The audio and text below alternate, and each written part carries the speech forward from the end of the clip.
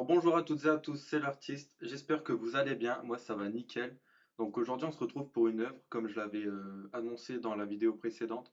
Donc cette œuvre elle sera sur la Première Guerre mondiale. Donc autrement dit la Grande Guerre. On va la décomposer en trois parties. Comment la guerre a commencé, le déroulement de cette guerre et les conséquences qu'elle a eues. Donc on va tout de suite commencer. Première partie, le commencement de la guerre. Donc il faut savoir que cette guerre, elle a été déclenchée à cause de l'attentat de Sarajevo. Donc, durant cet attentat, il y a un jeune militant nationaliste serbe qui a tué le couple héritier de l'Empire Autriche-Hongrie, donc François Ferdinand et son épouse. Suite à cet attentat, l'Autriche-Hongrie a directement posé un ultimatum à la Serbie, et la Serbie l'a clairement refusé parce qu'il trouvait ça injuste. Et c'est ainsi que l'Autriche-Hongrie a déclaré la guerre à la Serbie. Sauf que directement après, on a eu tout un jeu d'alliances qui se sont créées et qui ont formé une guerre mondiale. Parce qu'on retrouve la Russie qui s'est alliée à la Serbie et la France qui s'allie elle-même à la Russie. On a la Grande-Bretagne qui s'associe à la France, qui s'associe à la Russie. Enfin bref, c'est tout un jeu d'alliances que vous allez voir sur cette photo. Donc le camp qui est composé du Royaume-Uni, de la France, de l'Empire russe, c'est la triple entente. Donc en gros, c'est les alliés. Et en face, on retrouve la Triple Alliance. Donc elle se compose de l'Empire allemand, l'Empire austro-hongrois et de l'Italie. Donc on passe directement au déroulement. Donc cette guerre commence avec une guerre de mouvement, c'est-à-dire que les Allemands sont vite arrivés en France, mais ils ont clairement été stoppés par les Français dans la Marne. Donc c'est ce qui a engendré la bataille de la Marne. Donc en 1915, les deux camps vont commencer à se livrer une guerre statique, c'est-à-dire qu'ils vont s'enfermer, ils vont aller s'enterrer dans des tranchées et ils vont arrêter de percer, de faire des offensives, pardon. Ils vont se contenter de rester à leur position. Durant la guerre statique, ça va être un enfer pour les soldats puisqu'ils sont enfermés dans des tranchées et ce qui fait que du coup, ils vont être pleins de boue mais constamment, ils vont vivre avec les rats, ça va être un enfer. En plus de ça, c'est durant cette période qu'il y a eu les batailles les plus meurtrières, donc comme la bataille de Verdun, la bataille de la Somme ou encore celle du Chemin des Dames. Donc c'est en 1917 que cette guerre de position va prendre fin, puisque les Alliés vont lancer une offensive, et il était temps, j'ai envie de dire, parce qu'en 1917, les mutineries commençaient à être nombreuses du côté des Alliés.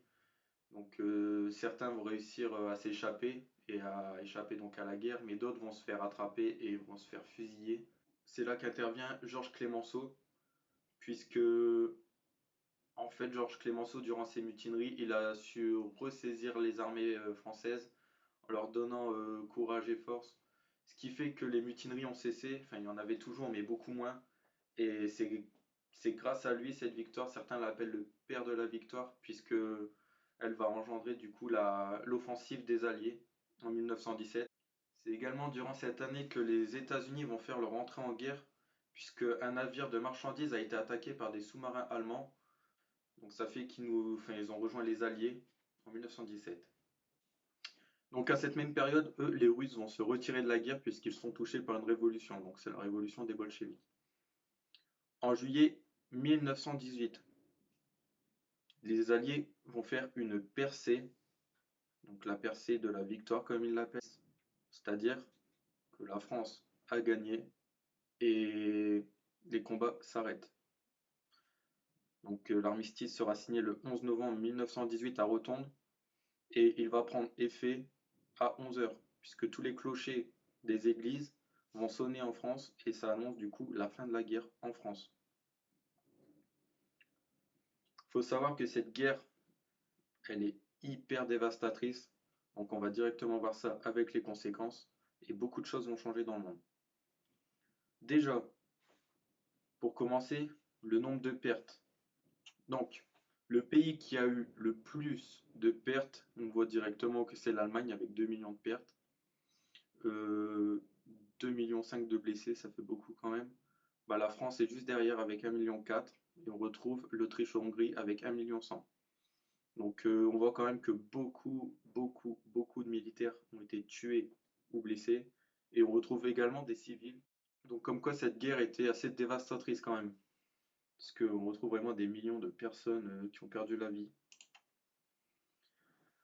De plus, la France va récupérer l'Alsace-Lorraine qu'ils avaient perdu des années avant. Donc l'Alsace-Lorraine, la région du Grand Est, on va dire. L'Allemagne va devenir une république, donc, puisque avant cette guerre, c'était un empire.